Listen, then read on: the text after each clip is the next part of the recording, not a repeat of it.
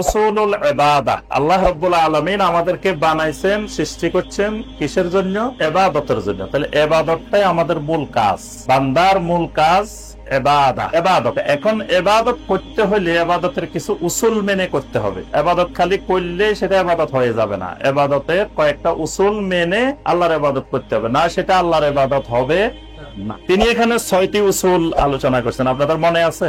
নম্বর, তিনি যে উসুলটা বলছেন ইবাদতের, সেটা হলো তাওকীফিয়্যা, মানে ইবাদত করার আগে দলিল লাগবে, ইবাদত না করার দলিল লাগবে না, ইবাদত করার জন্য দলিল লাগবে। আপনি যদি ঈদে মিলাদুন নবী সাল্লাল্লাহু আলাইহি ওয়াসাল্লাম পালন করতে চান, জশ্নে জুলুস পালন করতে চান, এই করার জন্য দলিল লাগবে। আর আমি যদি না করতে চাই, দলিল লাগবে না।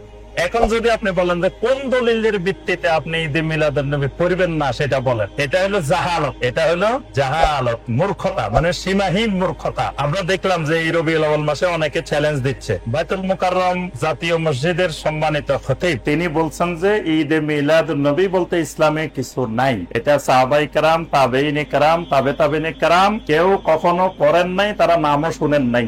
এটা নব আবিষ্কৃত, পরবর্তী যুগের লোকদের আবিষ্কৃত একটা জিনিস। তার এই কথা সঠিক, তার এই কথা একেবারে শতভাগ সঠিক। তো তার এই কথায় আবার দেখলাম অনেকে চ্যালেঞ্জ করতেছে যে এটা যে নাই, উনি যেন এটা দলিল দিয়ে ব্যাখ্যা করে।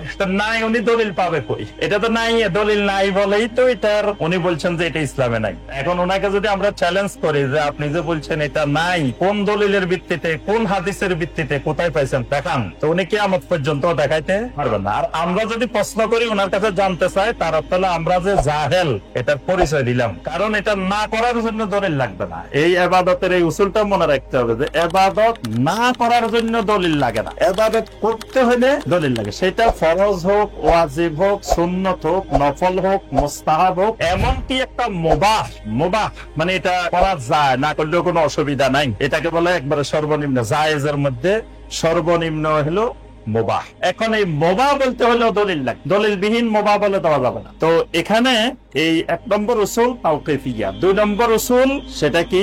ইখলাস। মাশাআল্লাহ, স্টুডেন্ট খুব মেধাবী, মনে আছে। তো 2 নম্বর হলো ইখলাস।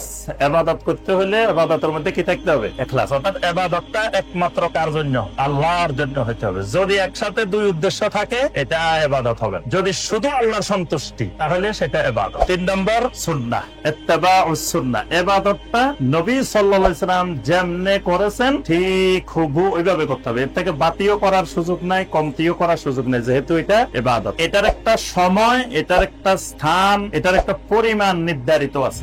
ইবাদতটা, প্রত্যেকটা ইবাদতের কোন সময়ে করতে হবে, কোন জায়গায় করতে হবে, কি পরিমাণ করতে হবে, এটা নির্ধারিত আছে। যেমন এখন জুমার নামাজ কোথায় পড়তে হবে, এটারও ঠিক আছে। জুমার নামাজ সব জায়গায় চাইলেই পড়া যাবে না, কোথায় কোন জায়গায় পড়তে হবে এটাও নির্দিষ্ট করা আছে। তারপরে এটা কি পরিমাণ পড়তে হবে এটাও ঠিক করা আছে। জোহরের নামাজ প্রতিদিন 4 রাকাত, আজকে জুমার নামাজ 2 রাকাত, তাহলে এটার পরিমাণ নির্দিষ্ট করা আছে, জায়গা নির্দিষ্ট করা আছে, সময় নির্দিষ্ট করা আছে। যদি সকাল থেকে আজকে বসে রয়েছি, সবাই যদি বলি যে ভাই সকালে আজকে ছুটি, আসেন জুমার নামাজ এত দেরিতে 1টা বাজে পড়ার দরকার কি, আমরা 10টায় পড়িবেন, ঘোষণা দিলাম যে আমার একটু কাজ আছে, আজকে জুমা 10টায়, পড়া যাবে?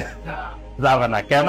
ওই যে ইবাদতের সময় নির্ধারণ করা আছে, সময়ের আগেও করার সুযোগ নাই, পরেও করার সুযোগ নাই। তাইলে এইটা হলো ইবাদতের 4 নম্বর উসুল। 5 নম্বর উসুল, ইবাদতের 3টা রকম। ইবাদতের 3টা রকম কি কি? মাশাআল্লাহ, মহব্বত, খাউফ, রাজা। একটা ইবাদত হইতে হইলে আল্লাহর মহব্বত থাকতে হবে, আল্লাহর ভয় থাকতে হবে, আল্লাহর কাছে আশা থাকতে হবে। 3টা একত্র হইলে এটা ইবাদত। যদি 2টা আছে, একটা নাই, তাও এটা আল্লাহর ইবাদত হবে না। 6 নম্বর যেটা, সেটা হলো একেবারে বালেগ হওয়ার পর থেকে ইবাদতটা মৃত্যু পর্যন্ত করা লাগবে। মৃত্যুর 1 সেকেন্ড আগেও ইবাদতটা করা লাগবে, এটা থেকে নিষ্কৃতির কোনো সুযোগ নাই। এটা হলো ইবাদতের 6টা গুরুত্বপূর্ণ উসুল, উসুলুল ইবাদাহ।